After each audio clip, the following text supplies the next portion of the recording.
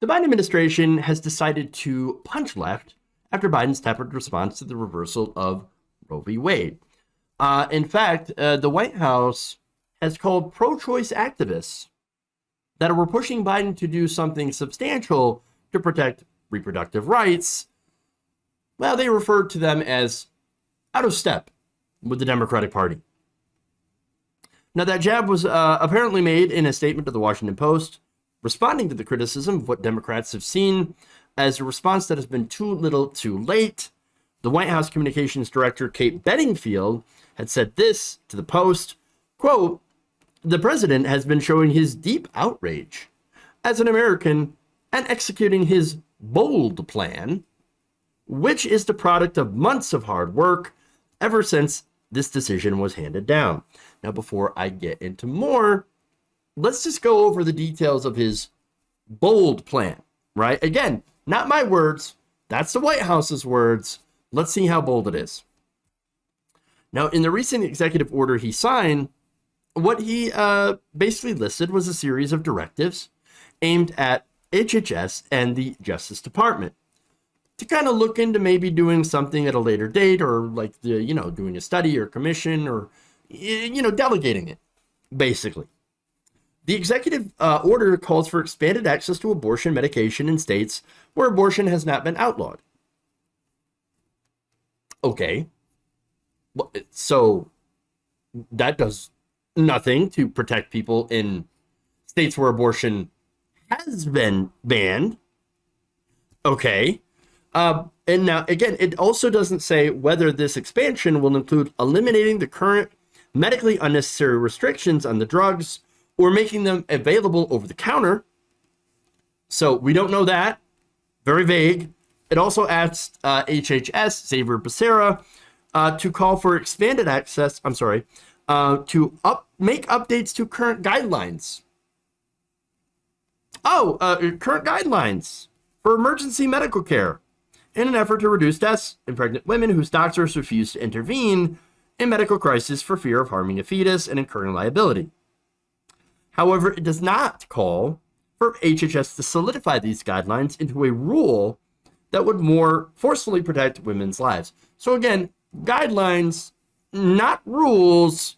So basically, the end result is, you can but you don't have to, and not really a rule. Great.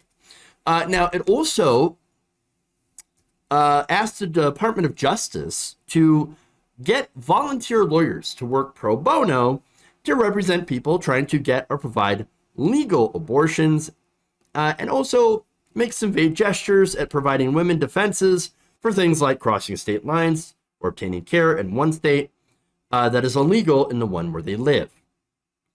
So that's, not great so far, but there's more. It also doesn't say whether the administration will work to support the attorneys already doing this work, which there are wonderful groups out there. For example, Texas-based James Due Process, or the legal nonprofit If, When, How, that are actually doing the work.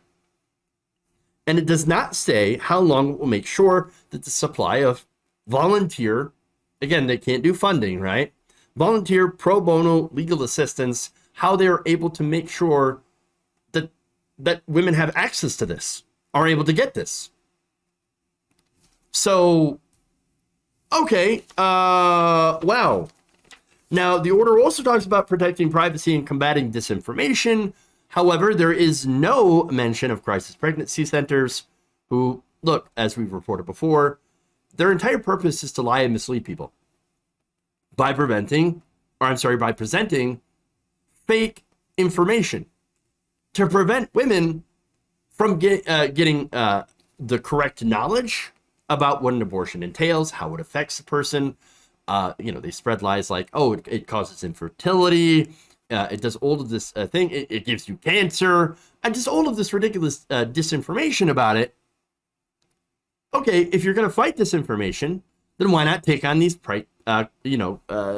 crisis pregnancy centers, which, by the way, it's also been reported that people will literally dress up as doctors, fake doctors, present themselves as doctors, and try to trick women into not getting abortions who come there for abortion.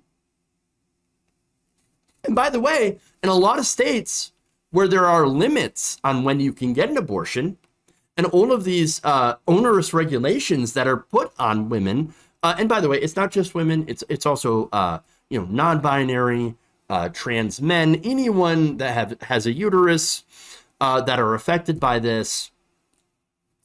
If you have this waiting period and you get tricked into going to crisis pregnancy center, and then to be told we don't actually do abortions here, well, then you might have just wasted enough time to where you can no longer legally get an abortion. And so that's the worst kind of trickery.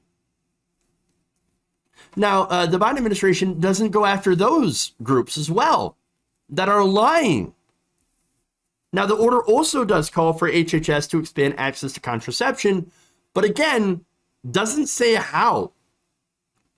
They're incredibly vague. It also doesn't say the administration will make federal lands in red states available for abortions. In fact, they said absolutely not.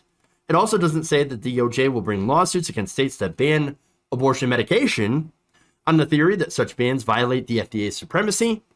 And it does not pledge a repeal of the Hyde Amendment, because of course not. So it doesn't really do anything. It's just very, very vague. I don't know. I guess we'll look into it, maybe, kind of. We'll do some studies and commissions, and we'll do something maybe later, possibly. Oh, but by the way, remember to go vote. Roe's on the ballot in November. Better remember to vote. Now, again, okay, what is that actually going to do? Now, the only thing that I can see that is tactical voting. And of course, I've always been a proponent of that, and still am. So if you want to vote to keep Republicans out of office, great. That's pretty much the only reason to do so. Because you can't count on the Democrats to actually do anything when they're in office. And by the way, even when Democrats have a majority, it seems like Republicans still win. All it does is slow the bleeding. It doesn't stop the bleeding. It certainly doesn't reverse the bleeding. It just, kind of throws a tiny little Band-Aid on a gushing wound. Whereas instead, of course, if Republicans win, they take the knife to it. I saw this in incredibly correct, meme comparison, whatever, where basically, and this goes back to Uvalde, where the Democrats are the police outside the door in Uvalde, and Republicans are the shooter inside. That's what it is. And I can't think of a more apt comparison of what's going on. Democrats are just going to wait outside the door and not do anything to stop Republicans from, killing people, essentially. And before you say that this is hyperbolic, what do you think these laws are doing? Ending legal abortion doesn't end abortion. It ends safe abortion. And it gets people killed, people who do not have means. And so that is an incredibly apt comparison. But that's what we have. So telling people to vote harder while not actually doing anything, that's not really doing a whole lot of confidence. And I'll get to that as well. Okay? So now, things that they could have done, again, the Biden administration could have declared a national health emergency in response to the end of Roe to guarantee the right to abortion. They immediately dismissed that. Ooh, out. Sorry. We're afraid of being sued. We're afraid of actually being able to fight, of having to fight.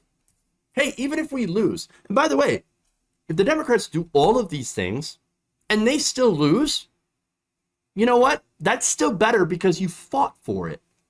You actually fought for it. You stood up. I'd rather have that than what we have now, which is just an immediate rollover. Oh, nothing we can do. Sorry. And they keep asking me, what do you expect Republicans to do, or Democrats to do against the Republicans? What do you expect them to do? I expect them to fight, goddammit. That's what I expect. I expect them to fight, even if they lose every single challenge. At least you fought for it. And at least that's going to bring out people to the polls.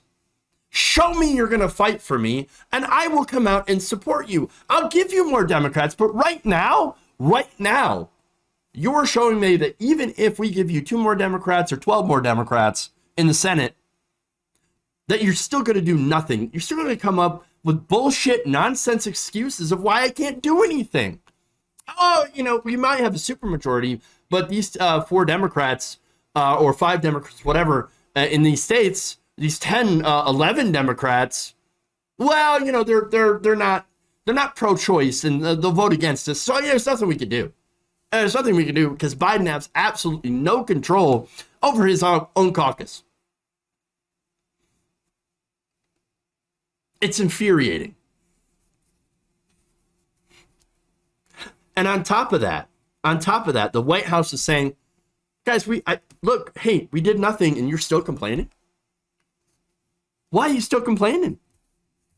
In fact, Bedingfield went on to say that Joe Biden's goal in responding to Dobbs is not to satisfy some activists who have been consistently out of step with the mainstream of the Democratic Party, but to deliver help to women who are in danger and assemble a broad-based coalition to defend a woman's right to choose now, just as he assembled a coalition to win during the 2020 election or campaign. He's out of step.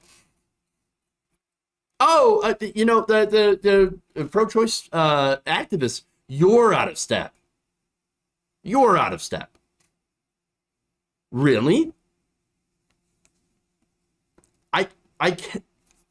Again, here we have a situation where you put pressure on the Biden administration and they go, I can't believe, why would you do that? Why would you do? You're out of step. No, the administration is out of step. Sleepy Joe's taking a nap. Well, reproductive rights are being stripped away. And he said they're going to fight for it. Not even going to fight for it. I mean, come on.